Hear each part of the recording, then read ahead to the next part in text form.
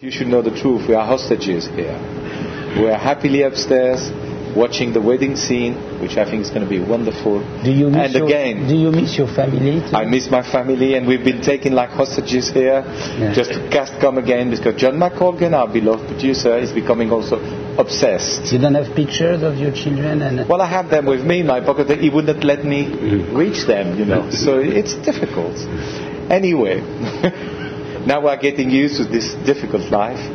I must say that this last week of rehearsal is always a very treasurable moment. This is where the memories of things that can never be reproduced happen. And you have these moments where suddenly the whole scene comes together, like we've seen now.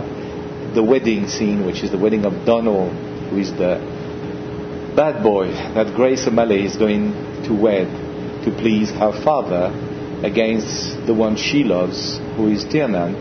And that moment is a moment that we had only seen in rehearsal.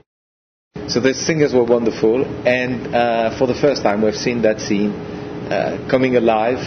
And I must say that I felt a lot for Grace O'Malley when I saw that scene for the first time, because that contrast between you have to be happy because it's your wedding day, and deep inside you think you have made a mistake by wedding the wrong person, is something that I'm sure many people may have experienced in their own lifetime. So I leave it to everyone in the audience to experience.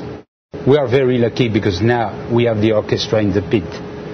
So for a composer it's very rewarding to hear the music in full dimension. And it's still a dangerous moment when you are creators of a show, because you're so overwhelmed and so enjoying the surprise of a wonderful set of lights, costume, singing, that you must keep your distance with what's happening on stage, so you don't lose your judgment about the complete show we're going to have one evening. So we're struggling a little bit between being enthusiastic about the show and being still very critical about what's happening on stage.